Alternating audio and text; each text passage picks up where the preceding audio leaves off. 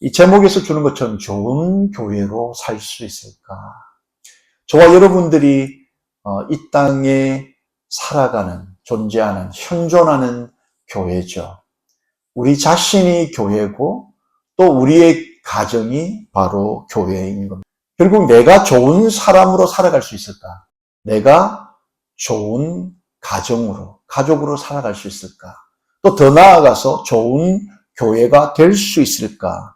여러분, 이러한 질문은 우리가 죽는 날까지 계속해서 우리 스스로에게 던져보아야 될 가치 있는 질문이라는 거죠. 나는 과연 좋은 그리스도인으로 이 땅을 살아가고 있는가? 나는 좋은 가족으로, 가정의 일원으로 지금 살고 있는가? 또 나는 한 사람으로서 좋은 교회를 이루며 살아가고 있는가? 여러분, 이 질문이 얼마나 가치 있는 질문인지 모르는 거예요. 개인도 또 가정도 교회도 좋은 게 있고 나쁜 게 있습니다. 내가 좋은 사람이라는 평가를 받을 수도 있지만 또 한편으로는 좋지 못한 사람, 더 나아가서 나쁜 사람이라는 그런 평가를 받을 수도 있죠. 우리의 가족도 마찬가지고 교회도 마찬가지라는 거죠.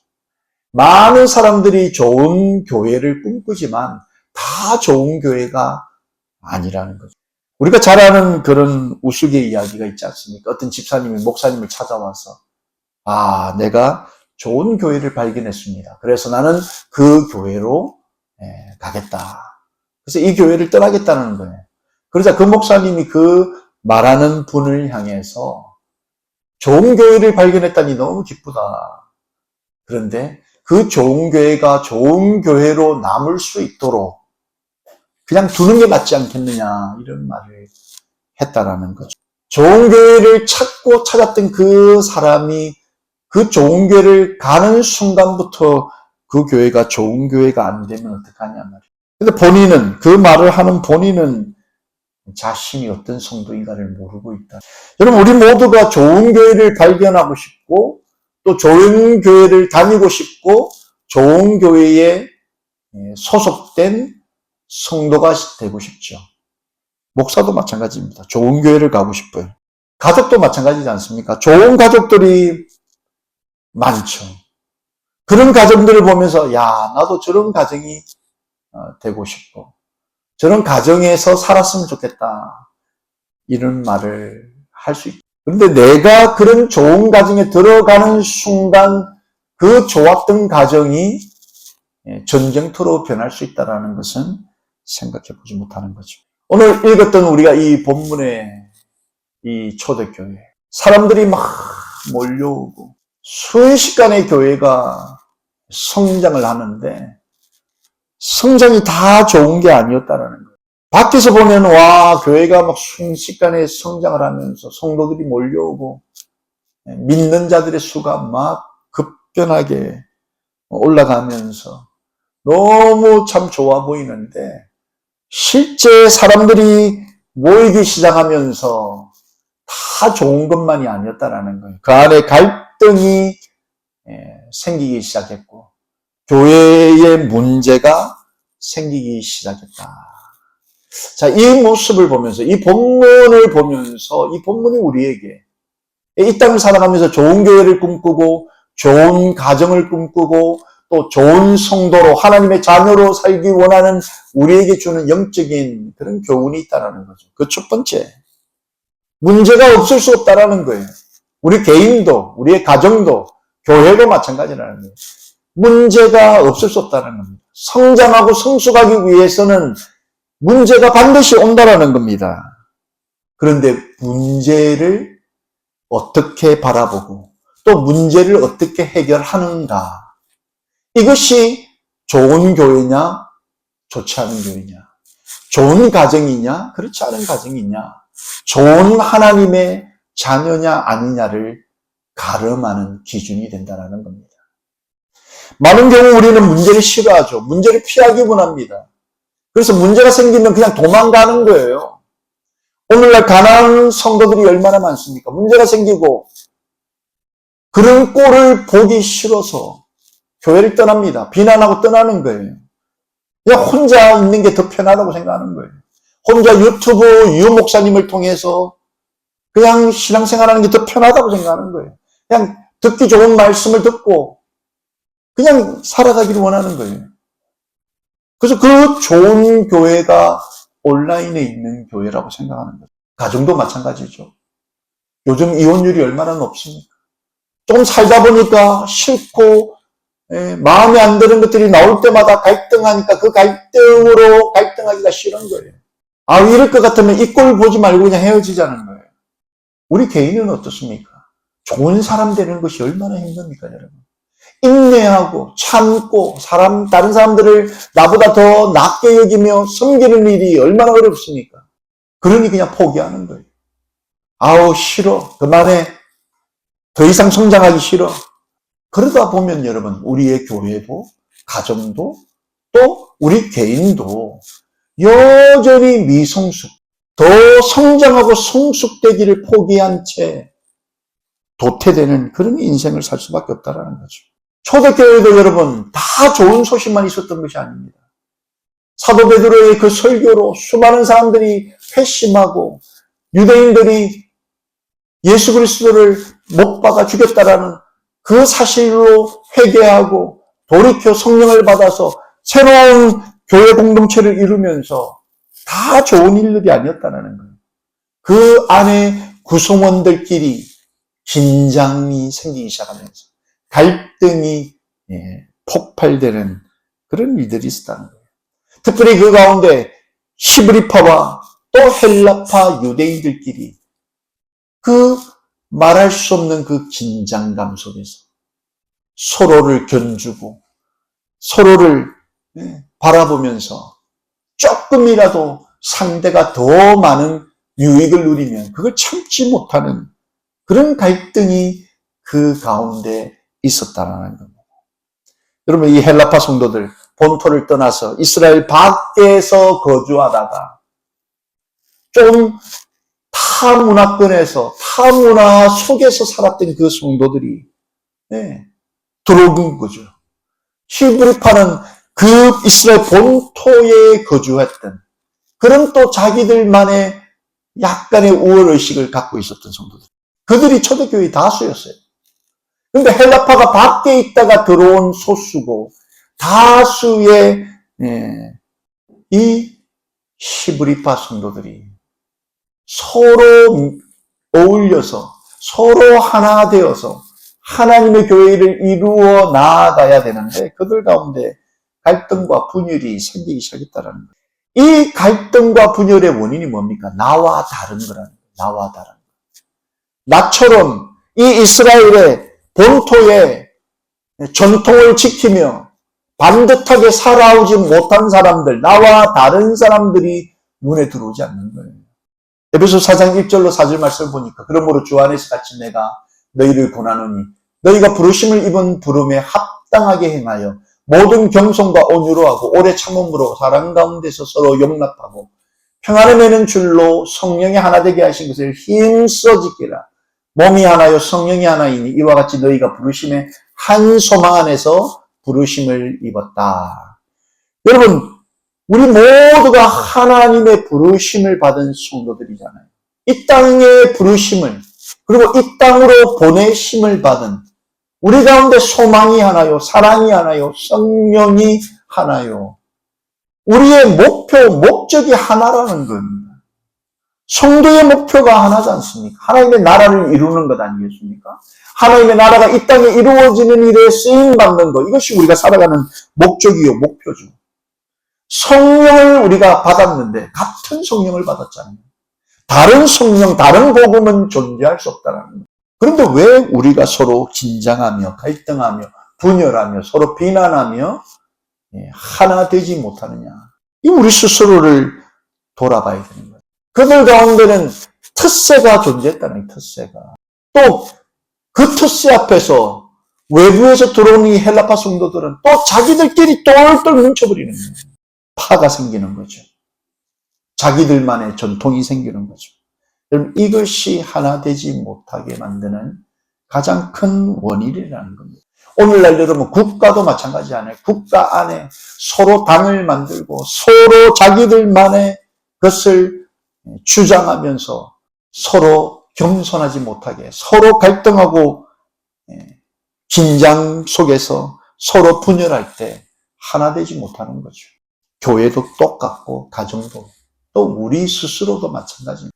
우리 안에 사망의 법과 성령의 법 여러분 두 개가 서로 싸우다 보면 이도 저도 못한 성장을 해야 되는데 성장이 안 되는 거예요. 그리스도인으로서 우리 안에 성령이 하나 되게 하시는 그 성령을 따라서 행할 때 우리 스스로가 복음적이고 복음을 전하는 하나님의 증인된 인생을 사는데 날마다 여러분 한 발은 세상에 걸치고 한 발은 복음에 걸치면 이도 저도 못한 인생을 살던 것처럼 우리 안에 이 히브리파와 헬라파가 싸우듯이 성령의 법과 사망의 법이 서로 싸우는 거예요. 하나 되지 못한다라는 겁니다. 문제가 없을 수 없고 갈등이 없을 수 없는데 이 갈등을 보면서 다시 한번 우리 존재가 바로 성령의 하나 되게 하신 그 부르심의 소망을 우리가 가졌다라. 그러므로 우리는 평안을 힘써 지킬 수 있어야 한다는 거예요. 평안, 기쁨, 사랑 이걸 지킬 수 있어야 되는데 오늘 이 초대교회가 그러지 못했다라는 거예요. 오늘 본문 1절을 보니까 그때의 제자가 더 많아졌는데 헬라파 유대인들이 자기의 과부들이 그 매일 구제에 빠짐으로 히브리파 사람을 원망하기 시작했다라는 겁니다. 구제 때문에 사람 돕는 것 때문에 결국 원망이 생기고 분열이 생겼다는 겁니다. 여러분 사람 돕는 거 얼마나 좋은 일입니까? 복음적이잖아요. 가부와 고아를 돌보는 거 이거 예수님의 가르침 아닙니까? 근데 이 좋은 일을 하면서 원망이 그들 가운데 생겼다라는 겁니다. 오늘날 여러분 교회 안에 가정 안에 또 우리 개인 안에 이 원망 불평 불만 이게 들어오기 시작하면 답이 안 생긴다는 겁니다. 교회 안에 섭섭병이 그렇게 많다고 하잖아요. 목사님이 조금만 말 한마디 뭐 좀 자기 마음에 안 들면 섭섭병이 돌아가지고 뭐 그때부터 교회 안 나간다는 이런 소리 하는 거예요. 섭섭병이 교회에만 있습니까? 가정 안에도. 부모들은 자식 때문에 섭섭병이 걸리는 거예요. 자식들은 부모 때문에 섭섭한 거예요. 이 섭섭병이 가족 안에, 가정 안에 들어오면 가정에 바람 잘 날이 없는 겁니다. 좀 섭섭해도 입을 다물고 또 참고 인내하고 또 이해하고 사랑하고 덮어주면 한 번 더 성장할 수 있는데 이 섭섭병을 참지를 못하는 거예요. 그래서 다시는 안 본다는 거예요. 다시는 안 본다는 거예요. 이런 섭섭, 원망이 초대교회에 들어오기 시작했죠. 자, 그런데 이 원망이 원망대로 남도록 남은 그대로 둔 게 아니라는 겁니다. 이게 좋은 교회의 모습이라는 거예요. 좋은 가정도 좋은 우리 하나님의 자녀들도 마찬가지입니다. 문제가 생기면 그 문제를 그냥 내버려 두는 게 아니라는 겁니다. 어떻게 합니까? 본문 2절에 12사도가 모든 제자를 불러 이르되 우리가 하나님의 말씀을 제쳐놓고 공회를 일삼는 것이 마땅치 아니하다. 이 12사도들이 제자들을 불러서 이 상황을 그대로 이제 놓고 이 문제를 어떻게 풀 건가.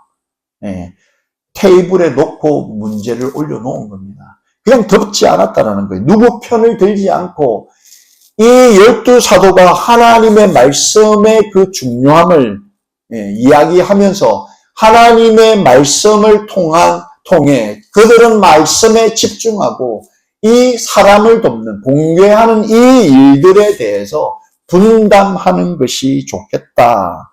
이렇게 제안을 하는 거죠. 여러분, 이 문제를 우리가 항상 들여다볼 때 하나님의 말씀, 또 하나님의 말씀이 우리들에게 원하시는 그 뜻이 무언가를 생각하면서 이 문제를 지혜롭게 풀어나가는 것, 이것이 얼마나 중요한지 모릅니다. 하나님의 말씀, 그리고 또 이성과 또 우리의 어떤 그 겸손한 태도를 가지고 하나님의 뜻이 우리를 통해 특별히 이 분열과 갈등 속에서 하나님의 뜻이 온전히 이루어지기 원하는 모습으로 문제를 피하지 않는 이들의 모습이 얼마나 오늘날 우리에게 미성숙하고 부족한 우리에게 주는 그런 영적인 참 아름다운 모습이 있다 생각이 되어지는 거죠. 말씀을 전하고 하나님의 증인으로서 하나님의 그 복음, 십자가 복음을 전해야 될 이 사도들은 또 그거에 집중하고 또 사람을 돕고 또 사람의 필요를 따라서 그들의 필요를 채워주는 그 일들을 서로 분담하면서 서로가 하나님의 나라를 이루어가는 이런 조율하는 이 단계가 얼마나 아름다운지 모른다라는 거죠. 여러분, 하나님께서 우리 모두에게 각자에게 주신 달란트가 다 다르다는 겁니다. 사도는 사도대로의 직분, 그리고 또 그 직분을 감당할 수 있는 달란트를 주셨고, 또 다른 일을 또 감당해야 될 그 사람들에게 필요한 은사를 주셨다는 거예요. 서로가 은사를 통해서 서로의 다름을 인정하고 그 다름을 통해서 하나님의 일을 감당해 나가는 것. 여러분, 이것이 얼마나 아름다운 조율인지 모르는 거죠. 이게 잘 되는 가정, 서로의 그 은사와 달란트를 인정해주고 서로 비교하고 대조하고 너는 왜 나처럼 이걸 못하느냐 이런 것이 아니라 너가 잘하는 것이 있으니까 그 잘하는 것을 칭찬해주고 또 박수 쳐줄 수 있는 그런 가정이 아름다운 가정이고 교회도 마찬가지죠. 목사가 다 잘할 수 있는 게 아니지 않습니까? 그렇죠. 성도들도 마찬가지거든요. 어떤 걸 잘하는 사람이 있으면 또 어떤 것에는 좀 부족함이 있을 수 있는 거죠. 이것을 서로 인정하고 허용하고 용납해 주는 교회, 가정이 좋은 교회요, 좋은 가정이라는 거죠. 이걸 인정하지 못하면 그때부터 원망, 시비, 다툼이 바람잘 날이 없다라는 겁니다. 서로를 인정하고 원망, 시비를 걸지 않는 그런 인생, 그런 가정, 그런 교회로 살 수 있게 되기를 예수님의 이름으로 축원합니다. 빌립보서 2장 13절 14절을 보면 너희 안에서 행하시는 이는 하나님이시니 자기의 기쁘신 뜻을 위하여 너희로 소원을 두고 행하게 하시나니 모든 일을 원망과 시비가 없이 하라. 여러분, 하나님께서는 우리 각 사람에게 소원을 두고 행하시는 하나님이시라는 그 하나님이 우리를 부르셨다는 겁니다. 그러니 나와 조금 다른 사람, 다른 인생을 보면서 시비 걸 것도 없고 원망할 것도 없다라는 거예요. 그 사람 하나님께서 그 하나님의 뜻을 두고 행하시고 계시고 그 뜻을 이루기 위해 저 사람을 쓰고 계신다, 사용하고 계신다, 부르셨다. 이걸 인정하십시오, 여러분. 이걸 인정하기 시작하면 더 큰 원망이나 시비에 늪에 빠지지 않는다라는 거예요. 무슨 일을 하든 여러분, 원망과 시비를 여러분 멀리 하십시오. 불평불만을 여러분의 입으로부터 멀리 하십시오. 우리의 부르신 직책과 역할은 다 다르다는 거예요. 우리의 자녀들도 하나님께서 부르셨습니다. 그걸 믿으십시오. 그 부르신 하나님께서 그들의 인생길을 통하여서 하나님의 뜻을, 기쁘신 뜻을 이루실 것이라는 것을 믿으십시오. 그래서 지금 눈에 보기에 너무 부족하고 참 불만족스럽더라도 그저 축복하고 위로하고 격려하고 세워주십시오. 그럴 때 그 가정, 그 교회, 그 인생이 하나님 안에서 형통하게 될 줄로 믿습니다. 두 번째, 여러분, 우리의 개인 삶과 또 가정과 교회 안에 문제가 없을 수는 없는데 그런 문제들이 보일 때마다 여러분 우리가 어떻게 해야 합니까? 서로의 짐을 나누어지는 거예요. 그 짐을 좀 덜어주는 거예요. 그 어려움을 함께 짊어지는 사람이 성숙된 사람이요 이 시대에 하나님이 찾으시는 사람인 줄로 믿습니다. 오늘 본문 3절 4절 말씀을 보십시오. 형제들아 너희 가운데서 성령과 지혜가 충만하여 칭찬 듣는 사람 7을 택하라. 우리가 이 일을 저희에게 맡기고 우리는 기도하는 것과 말씀 전하는 것을 전무하겠다. 여러분, 초대교회 안에 사람이 막 많이 들어오면서 문제 또한 많이 생겼다라는 거예요. 이때 예수님의 제자 사도들이 가장 빛나는 결단 중에 하나는 분담이라는 것, 분담. 나누는 겁니다. 누가 다 잘할 수 없습니다. 여러분, 가정에 아버지가 모든 걸 다 잘할 수 있는 게 아니라. 마찬가지잖아요. 교회 안에도 어떤 한 사람이 특출나게 다 완벽한 사람은 없습니다. 이 땅에 있는 사람, 완벽한 사람 없고, 완벽할 수 있는 사람이 없다라는 거예요. 그 짐을 좀 내려놔야 되는데, 그 짐을 나누어질 수 있는 동무가 있고, 같은 성도들이 있다라는 거. 이것이 여러분 얼마나 큰 축복인지 모릅니다. 여러분, 이 가족이, 부모들이 이 자녀들과 함께 짐을 나누는 이 가족들이 얼마나 아름다운지 모릅니다. 여러분, 자녀들이 그 부모의 어깨에 있는 그 무거운 짐들을 보고서 우리가 좀 나누어 질게요. 함께 할게요. 이런 자녀들이 있는 가정이 얼마나 참 감사한지 모르죠. 자식들이 부모의 마음을 전혀 몰라주고, 부모는 당연히 우리를 도와줘야 되고, 당연히 우리 필요를 다 채워주는 거라고 믿고 생각하면, 그때부터 부모는 너무 힘들어지는 거죠. 마찬가지로 부모도 이 자식들의 짐들을 나누어 줘야죠. 그들의 고민, 그 시기에 겪어야 될 그 어려움들을 함께 이해하고 공감해 주는 것이. 이럴 때, 이 역할 분담이 잘 될 때 우리의 인생이 여러분 바뀌게 되는 겁니다. 우리의 가정도, 우리의 교회도 바뀌어지는 거예요. 그냥 팔짱 끼고 어떻게 하나 두고 보자. 한번 보자. 못하기만 해봐라. 이렇게 하고 손가락질 할 준비를 하고 있는 성도들이 있는 교회는 불행한 교회라는 거예요. 자기는 손가락 하나 까딱하지 않으면서 목사 어떻게 하는가 보자. 저 성도, 저 장로, 저 권사, 저 집사 어떻게 하는가 두고 보자. 실수하기만 해봐라. 가만 놔두나. 이런 성도들이 한 명이라도 있는 공동체는 어려운 공동체라는 거죠. 어쨌든 이 사도들은 자신들에게 집중되어 있는 그 사역들을 여러분 나누는데 어떤 사람들하고 나눈 겁니까? 성령과 지혜가 충만하여 칭찬 듣는 사람들과 나누었다는 거예요. 여러분 이런 사람이 되기를 예수님의 이름으로 축원합니다. 여러분 짐을 좀 맡기려도 맡길 만한 사람이 되어야 되지 않겠습니까?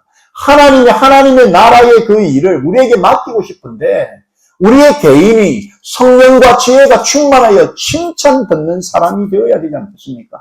그래야 하나님이 우리에게 일을 맡기시죠. 가정도 마찬가지죠. 엄마가 됐든 아빠가 됐든 자식이 되었든 성령과 지혜가 충만하여 칭찬을 들을 수 있어야 뭐 분담이 되는 거 아니겠습니까? 교회도 마찬가지죠.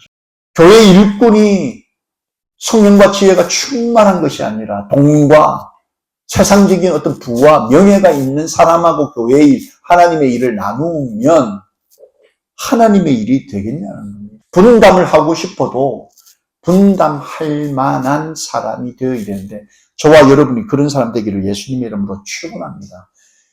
이 성령과 지혜가 충만하여 칭찬 듣던 7명 중에 한 명이 누굽니까? 바로 스데반 아닙니까? 스데반과 그들의 또 동료들이 어떤 사람들입니까? 본문 5절 6절을 보니까 온 무리가 이 말을 기뻐하여 믿음과 성령이 충만한 사람 스데반과 또 빌립과 브로고로와 니가노르와 디몬과 바메나와 유대교에 입대한 안디옥 사람 니굴라를 택하여 사도들 앞에 세우니 사도들이 기도하고 그들에게 안수했다는 거예요. 이 7명의 사람 몇몇이 참 목사 그 이상 사도와 같은 사람들이었다는 거예요. 성령이 충만했던 사람들입니다. 성령을 따라 살았던 사람들이라는 거예요. 이런 사람들을 선택해서 분담하고 교회 일을 맡기고 했다라는 거죠. 여러분 교회를 위해 각자의 위치에서 최선을 다하는 사람들이 뽑힌 겁니다. 복음 앞에서 부끄러움이 없는 사람들이고 복음을 살아내던 사람들이었다는 겁니다. 이런 사람들이 되어야 되지 않겠냐는 거예요. 이 정도 되어야 하나님의 일을 분담할 수 있는 겁니다. 여러분 교회의 일을 정말 하나님의 일을 감당하기 원한다면 내가 그 정도 수준에 올라가야 된다는 거예요. 나의 부족함, 연약함 그걸 하나님 앞에 놓고서 기도하면서 성장하기 원합니다. 성숙되기 원합니다. 쓰임받기를 원합니다. 이런 간절함을 가지고 하나님께 나아가야 하나님이 일을 맡겨주신다는, 그저 나이가, 연수가, 교회 신앙생활한 연수가 찼으니 교회 일을 맡기는 게 아니고요.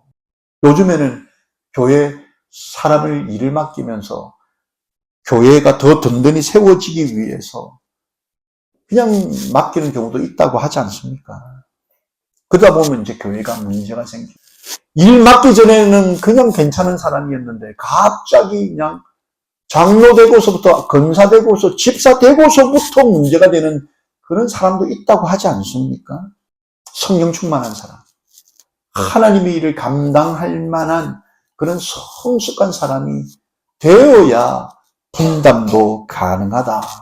이런 사람들을 세우고 그 사람들에게 교회에 공개하는 일들, 전반적인 일을 맡기니까, 그리고 사도들은 말씀 전하고 기도하는 일에 전무하니까 그 다음 어떤 일이 벌어집니까? 잘 돌아가는 거예요. 7절 하나님의 말씀이 점점 왕성하여 예루살렘에 있는 제자의 수가 더 심히 많아지고 허다한 제사장의 무리도 이 도에 복종하니라. 그 결과가 잘 된다는 거죠. 하나님의 말씀이 사도들이 말씀에 집중하고 기도에 집중하니까 점점 더 말씀이 왕성해지고 그 선포되어지는 말씀을 통하여서 그 예수의 도에, 생명의 도에 복종하는 제사장의 무리들도 생기더라는 겁니다. 이게 잘 되는 집안의 이야기 아니겠습니까? 잘 되는 집안. 우리 스스로에게 이 말씀을 적용하면 내가 하나님의 일을 맡을 만한 사람으로 성장하기 위해서는 늘 성령 충만해서 하나님의 말씀 안에 살아갈 때 하나님이 우리한테 더 많은 일을 맡기, 그리고 그 맡긴 일들에 충성을 다하면 우리 자신을 통해서 하나님의 나라가 점점 왕성해지는 거예요. 하나님의 나라가 나를 통해서 이 땅에 이루어져 가는 거예요. 내가 가는 곳마다 평화의 사신이 되어서 평화를 선포하는 거예요. 나는 하나님을 믿는 사람이라는 그 삶의 모습이 점점 더 번져가는 거죠. 가정도 마찬가지라는 겁니다. 하나님의 말씀 안에서 각자가 서로를 다름을 인정하고 세워주고 성장하게 나가다 보면 그 과정을 통해서 하나님의 뜻이 이루어진다는 겁니다. 되는 집안은 되는데 이게 서로 견제하고 갈등하고 분열하고 싸우고 서로 당 만들고 파 만들고 나 마음에 딱 맞는 사람끼리만 끼리끼리 모이다 보면 가정도 교회도 결국은 시들어 말라가서 하나님의 나라가 왕성해지는 것이 아니라 저 사람 때문에 교회 못 나간다. 저 성도들 때문에 교회 안 나가겠다. 이런 일들이 벌어지고 교회가 이 땅에 손가락질 받고 그런 경우들이 생긴다는 겁니다. 성도 한 분 한 분이 여러분 교회입니다. 우리가 교회라는 거예요. 우리가 걸어다니는 교회라는 거예요. 우리 가정이 이 땅에 존재하는 교회라는 겁니다. 여러분 우리 한 분 한 분이 바로 하나님의 나라라는 겁니다. 그래서 직장이든 가정이든 교회든 우리의 인생길 가운데 만나는 사람들, 그 가운데 짐진 자들이 있으면 그걸 좀 나누어지는 거예요. 그걸 들어주는 겁니다. 이해해 주는 겁니다. 격려하고 위로해 주는 거예요. 이게 다 짐을 나누는 거라는 겁니다. 그런 성숙한, 그래서 쓰임받는 그런 성도, 교회 가정되기를 예수님의 이름으로 축원합니다. 말씀을 정리합니다. 2010년에 칠레 사노세 광산이 붕괴되면서 33명의 광부들이 지하에 갇혔다는 거. 이 사람들 언제 구출될지 모르는 캄캄한 그 동굴 안에서 삐한 빛이 없는 그 상황 속에서 이 33명이 구조를 기다리면서 살아가는데 처음에는 불평불만, 언제 구출될지 모르는 그 불안 마음 때문에 막 서로 하나 되지 못하는 그런 혼란이 그들 가운데 있었다는 거죠. 그런데 그들 가운데 리더들이 세워지면서 질서를 만들고 이제 가지고 있는 조그만 그 식량을 서로 나누면서 시간을 함께 보내게 되었다는 거예요. 어떤 이들은 기도하고 또 어떤 이들은 마음이 무너진 그 약한 사람들을 돌보기 시작했다는 거예요. 챙겨주기 시작했다는 거예요. 그래서 하루, 이틀, 사흘, 나흘, 결국에는 69일을 여러분 그 캄캄한 갱 안에서 33명 전원이 다 살아서 구조되게 되었더라고요. 여러분 먹는 문제 갖고 서로 다투고 싸우고 치고받고 하면 그 33명이 어떻게 살아남을 수 있을까?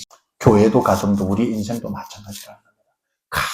캄캄한 지금 깽이 무너져서 언제 살아날 것 같은 그런 희망의 빛이 보이지 않는 그런 어둠 속에서 여러분 서로 가족들이 싸우고 부딪히고 누가 좀 더 먹어야 되겠다라고 내 것 조금 더 챙기겠다고 서로 치고받으면 결국은 다 죽는 겁니다. 여러분, 여러분의 인생 어두운 터널 속에 있습니까?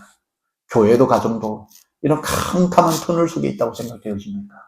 여러분, 하나님의 말씀의 그 권위를 인정하고 그 말씀을 쫓아서 질서를 지키고 서로 세우고 격려하고 위로하고 함께 짐을 나누면서 위로하고 갈 때, 함께 갈 때 끝까지 갈 수 있고 함께 갈 때 결국은 빛 대신 하나님, 그 하나님의 나라를 볼 수 있고 이런 성도로, 이런 가정으로, 이런 교회로 사는 저와 여러분 되기를 예수님의 이름으로 축원합니다.